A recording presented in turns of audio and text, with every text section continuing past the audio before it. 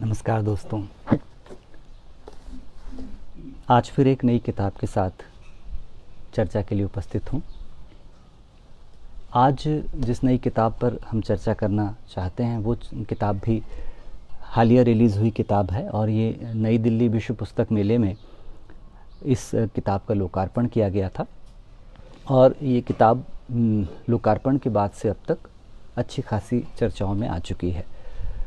बीच में 3 दिन किसी कारण से मैं अनुपस्थित रहा। बहुत सारे कारण थे, उनमें से एक कारण ये भी था कि बार बार फेसबुक पर पढ़ने पर यह दिख रहा था कि लोग लाइव वीडियोस से थोड़ा परेशान हो रहे हैं और उनको दिक्कतें आ रही हैं। एक मित्र ने, जो मेरे फेसबुक के साझा मित्र हैं, उन्होंने मुझे बाकायदा टैग भी किया इस बात को लेकर कि आप जब ये लॉकडाउन पड़ा हुआ है और ये सब कुछ है, ऐसे समय में आप कुछ अच्छा काम करिए, ये लाइव का काम क्यों कर रहे हैं।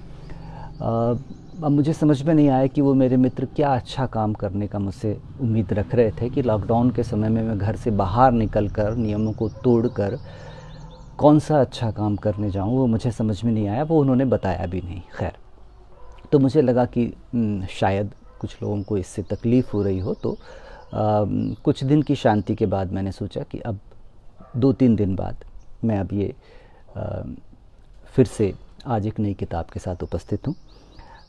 ये नई किताब है हमारे समय की एक बहुत अच्छे कहानीकार और आलोचक, नाट्य आलोचना में उन्होंने बहुत अच्छा काम किया है, और उपन्यासकार, ये उनका दूसरा उपन्यास है।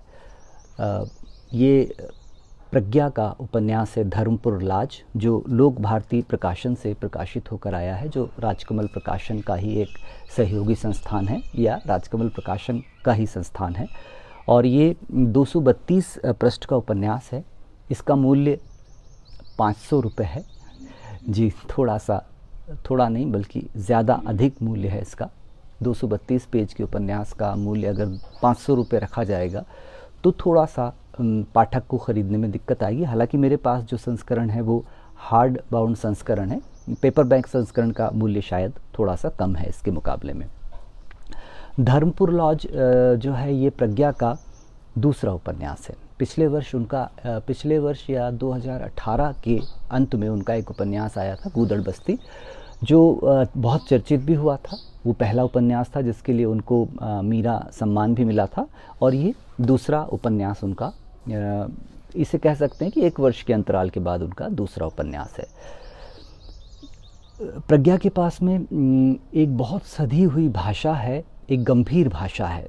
जब मैं गंभीर भाषा शब्दों का इस्तेमाल कर रहा हूँ तो वो इसलिए कर रहा हूँ क्योंकि ये जो भाषा प्रज्ञा के पास में है ये बहुत स्थिर और बहुत, जिसे कहते हैं कि एक शब्द को बहुत सोच समझ कर रखना, और बहुत जब तक उसका उपयोग ना हो तब तक उसका वहाँ उपयोग नहीं करना।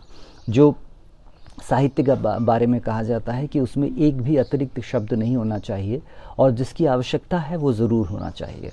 तो प्रज्ञा के पास में वो समझ है कि कौन सा शब्द उपयोग होना है, कौन से वाक्य की उपयोगिता है या नहीं है। वो एक पूरा इस उपन्यास को पढ़ते समय वो समझ दिखाई देती है। ये उपन्यास थोड़ा सा पिछले समय की कहानी है। मतलब ये उपन्यास लगभग 1980 के आसपास प्रारंभ होता है इसका कथानक, और वहाँ से चलता हुआ शायद 1990 तक आता है। मतलब ये उन 10 सालों की कथा है, इसलिए जो नई पीढ़ी है उसको कई चीज़ें थोड़ी सी अपरिचित लगेंगी। लेकिन इस उपन्यास के बारे में बात करने से पहले मैं बता दूं कि जिस शहर में बैठकर मैं ये चर्चा कर रहा हूँ, सिहोर, इस सिहोर शहर की कहानी भी लगभग ऐसी ही है। यहाँ पर भी एक फैक्ट्री हुआ करती थी, भोपाल शुगर इंडस्ट्रीज़, या जिसको BSI कहा जाता था, और वो BSI इस शहर की धड़कन हुआ करती थी। यहाँ लोगों के रोज़गार जुड़े हुए थे, यहाँ से बहुत सारे काम जो, शक्कर की फैक्ट्री थी वो, और वो शक्कर की फैक्ट्री 20 साल पहले बिना किसी कारण के बंद कर दी गई। उसका सामान धीरे धीरे उखाड़ के ले जाया जाने लगा। कई लोग बेरोज़गार हुए। यहाँ पर एक इतिहास का सबसे लंबा धरना भी दिया गया, जो लगभग 20 सालों तक चला, लेकिन उसका कोई नतीजा नहीं निकला और वो ख़त्म हो गई। ये उपन्यास भी ऐसी ही कहानी कहता है। ये दिल्ली की एक मिल के बंद होने की कहानी कहता है, बिरला मिल के बंद होने की कहानी कहता है। लेकिन ये केवल एक मिल के बंद होने की कहानी नहीं है। कोई भी फैक्ट्री या कोई भी मिल जब बंद होती है तो वो अपने आप में एक कारखाने के बंद होने की प्रक्रिया नहीं होती है। उसके साथ जुड़ी हुई बहुत सारी ज़िंदगियां बंद होती हैं, उसके साथ धड़कती हुई बहुत सारे सपने बंद होते हैं, उसके साथ चलते हुए बहुत सारे पहिए रुक जाते हैं। तो जब एक कारखाना किसी शहर की एक बड़ी इकाई के रूप में जब बंद होता है या किसी एक मोहल्ले की बड़ी इकाई के रूप में बंद होता है तो उसके साथ में बहुत सारी चीज़ें बंद हो जाती हैं। ये उपन्यास भी उस बंद होने की कहानी है और उस बंद होने की कहानी के पीछे बहुत सारा सच है, बहुत कड़वा सच है। और उस सारे सच को हम इस तरह से देखते हैं जैसे सब कुछ हमारे सामने घट रहा हो। हर उपन्यास में कुछ केंद्रीय पात्र होते हैं जिनके बहाने से जो लेखक है वो अपनी पूरी बात को सामने रखता है। इसमें भी वैसे तो 4 नौजवान हैं जो इसके मुख्य पात्र हैं। संजय है, नंदन है और DN त्रिपाठी या द्विजेंद्र नाथ है और शमीम है। शमीम का पात्र आधे उपन्यास तक आते आते धुंधला कर ख़त्म हो जाता है और फिर आगे संजय होता है, DN होता है और नंदन होते हैं। इन सब के एक दूसरे के साथ में जुड़े हुए रिश्ते हैं और उन रिश्तों के साथ में खड़ी होती है कहानी कि किस प्रकार से वो मिल के बंद होने का षड्यंत्र किया जा रहा है या उस मिल को बंद किया जा रहा है। ये उद्योगपति घनश्याम दास बिड़ला की मिल, बिड़ला मिल के नाम से दिल्ली में स्थित थी। हर शहर में ऐसी बहुत सारी मिलें हुआ करती थी पहले। इंदौर शहर के बारे में जो लोग जानते हैं तो वो ये जानते होंगे कि इंदौर में कपड़े की बहुत सारी मिलें थी एक समय में और उनसे इंदौर शहर की लाइफलाइन या धड़कन जुड़ी हुई थी। कई लोग वहाँ काम करते थे, वहाँ पर बहुत सारे लोगों की आजीविका वहाँ से चलती थी और वो भी सारी मिलें एक एक करके बंद हो गई। ये भी उसी की कहानी कहती है।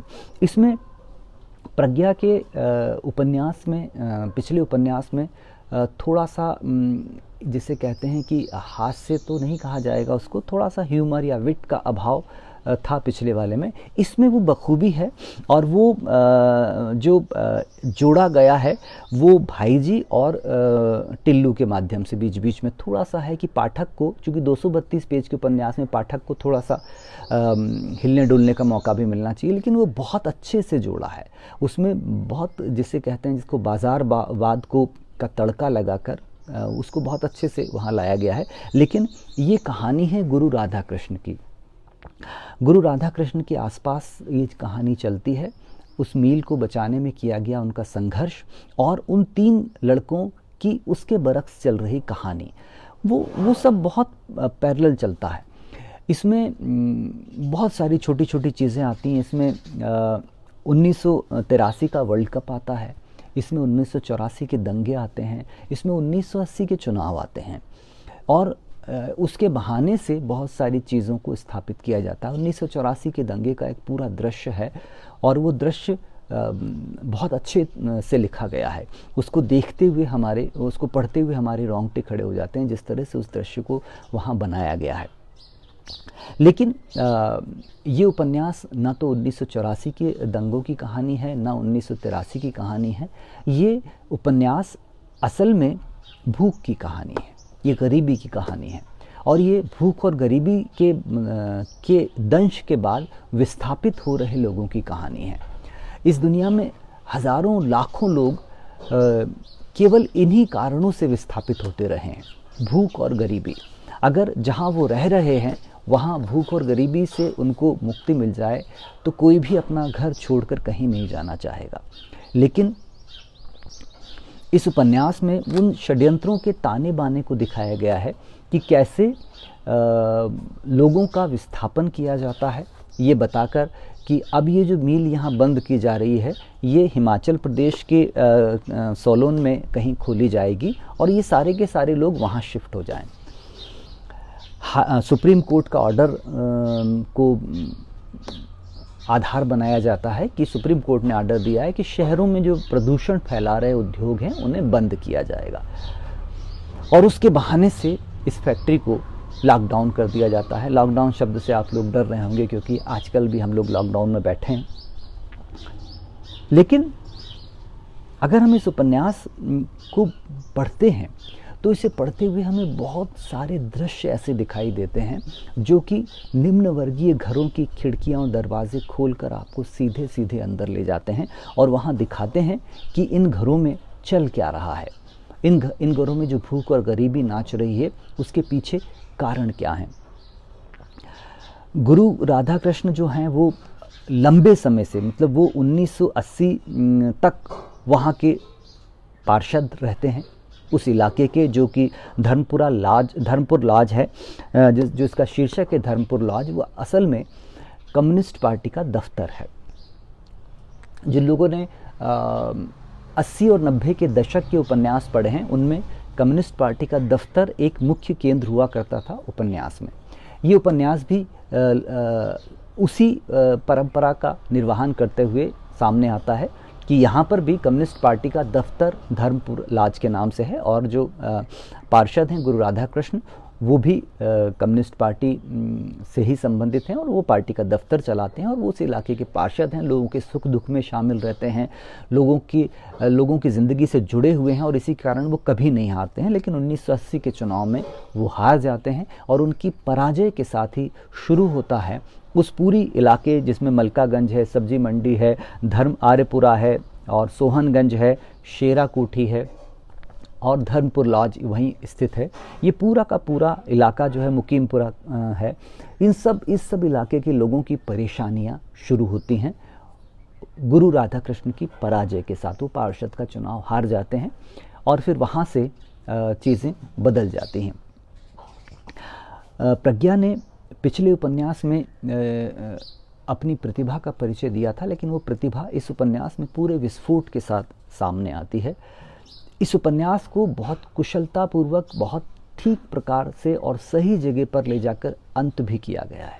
जब आप इस उपन्यास को पढ़ते हैं तो इसको पढ़ते हुए आपको महसूस होता है कि उपन्यास धीरे धीरे अपने अंत की तरफ जब बढ़ रहा है तो आपके अंदर एक खला पैदा कर रहा है, एक शून्य सा पैदा कर रहा है। वो मजदूर जो विस्थापित होकर हिमाचल की तरफ बढ़े चले जा रहे हैं, ऐसा लगता है कि हम भी उनके साथ बढ़ रहे हैं। इसी बीच नंदन जो सरकारी नौकरी में लग जाता है, पीआरओ हो जाता है, वो चाहता है कि कुछ करे, कुछ बचाए इन लोगों को, कैसे न कैसे करके कुछ करे, लेकिन उसके हाथ में भी कुछ भी नहीं होता है। ये उपन्यास एक जटिल उपन्यास है और थोड़ा सा कठिन उपन्यास है। मैं कठिन शब्द कहकर डराना नहीं चाहता हूँ, लेकिन कठिन का मतलब ये है कि ये चूँकि बहुत कॉम्प्लेक्स उपन्यास है, इसमें बहुत सारे अंतर्द्वंद हैं, बहुत सारे अंतर्गुम्फन हैं, बहुत सारे रिश्ते हैं जो एक दूसरे से जुड़े हुए हैं, जैसे संजय, नंदन और डी एन त्रिपाठी, इन सब के भी बड़े कॉम्प्लेक्स रिश्ते हैं एक दूसरे के साथ में। जैसे नंदन और डी एन दोनों के दोनों मीरा से प्रेम करते हैं, लेकिन विवाह डी एन का होता है मीरा से और मीरा की मृत्यु भी होती है। नंदन की जो बहन है कांता, जो उसकी चचेरी बहन है, वो संजय से प्रेम करती है, संजय से उसका विवाह नहीं हो पाता है, उसका विवाह किसी और के साथ होता है और वहाँ से उसका विवाह टूट जाता है और वो वापस लौट आती है। और चंद्रभान उर्फ भाई जी, जो कि ड्राइक्लीन की दुकान चलाते हैं और सूदखोरी का भी काम करते हैं, वो नंदन के चाचा जी हैं, उन्हीं के साथ नंदन रहता है। उनके साथ नंदन के रिश्ते हैं, संजय के अपने पिता के साथ रिश्ते, डी एन त्रिपाठी के अपने पिता के साथ रिश्ते, उसके पिता हैं ब्रजेंद्र नाथ त्रिपाठी, और उनकी एक अलग छोटी सी कहानी प्रेमा नाम की स्त्री के साथ शुरू होती है, जिसको बच्चे नहीं हो रहे हैं और वहाँ एक नया वो होता है। इस तरह की बहुत सारी छोटी छोटी कहानियाँ, जैसे गूदड़ बस्ती अगर आपने पढ़ी है तो उसमें उपकथाएं नहीं जुड़ती हैं, वो एक सीधी सीधी कथा चलती है। इस कहानी में बहुत सारी उपकथाएं जुड़ी हैं। कुछ उपकथाएं गैर ज़रूरी भी होती हैं, जैसे एक जो है जेवर को चमकाने के लिए जो आते हैं जो लोग, उनकी एक पूरी की पूरी कहानी है, वो थोड़ी सी गैर ज़रूरी कहानी में लगती है। लेकिन बाकी सारी उपकथाएं बहुत ठीक तरीके से पूरे उपन्यास में गुथी हुई हैं, बहुत पूरे उपन्यास में जुड़ी हुई हैं। एक आलोचक जब कहानीकार बनता है, चूँकि प्रज्ञा पहले आलोचना से जुड़ी रही हैं, उसके बाद जब वो कहानीकार बनता है तो उसके ऊपर बड़ी जिम्मेदारी होती है कि वो जिन चीज़ों की अभी तक आलोचना करता रहा है, जिन चीज़ों से बचने के बारे में आज तक कहता रहा है, उसी मैदान में आकर उसको अभी उन्हीं चीज़ों से बचकर दिखाना है। प्रज्ञा ने अपने पिछले उपन्यास में भी ये कमाल दिखा दिया था और इस उपन्यास में भी बहुत खूबसूरती के साथ उस पूरे कथ्य का निर्वाह किया है। ये कहानी वहाँ से शुरू होती है जहाँ पर वो 3 बच्चे जवान हो रहे हैं और उनके बरक्स हम देखते हैं कि बिड़ला मिल है, और उनके साथ साथ जैसे जैसे वो आगे बढ़ते हैं वैसे वैसे वो बिड़ला मिल के बंद होने की प्रक्रिया शुरू हो जाती है, और उसके साथ बहुत सारे घटनाक्रम चलते हैं और उन घटनाक्रमों को बहुत खूबसूरती से प्रज्ञा इस पूरी की पूरी कहानी में दिखाते हुए चलती हैं। जटिल उपन्यास कहने के पीछे मेरा कारण ये है कि ये उपन्यास चूँकि निम्न और निम्न मध्यम वर्गीय परिवारों में जाकर उनकी पड़ताल करता है और उन पड़तालों के बाद उनके राजनीतिक कारणों की पड़ताल करता है। हमारे यहाँ एक सबसे बड़ी दिक्कत ये है कि हम लोग एकांगी पड़ताल करते हैं, हम वही पड़ताल करते हैं जो सामने दिखाई दे रहा है, हम पीछे की पड़ताल नहीं करते हैं। जबकि हर एक दृश्य की हमको एक न एक बार राजनीतिक पड़ताल ज़रूर करनी चाहिए, और जब आप राजनीतिक पड़ताल करते हैं तभी आपको बहुत सारी चीज़ें देखने में आती हैं, बहुत सारी चीज़ें समझने में आती हैं। प्रज्ञा ने उन सारे प्रश्नों की राजनीतिक पड़ताल भी की है और उन सारे प्रश्नों को खोजने की कोशिश की है कि उन सारी चीज़ों के पीछे जाने पर क्या दिखाई देता है। तो ये उपन्यास जो है, ये थोड़ा सा मेरे पीछे शोर शराबा चल रहा है, आप जरा सा चुप हो जाएंगे, मैं जरा रिकॉर्ड कर रहा हूं।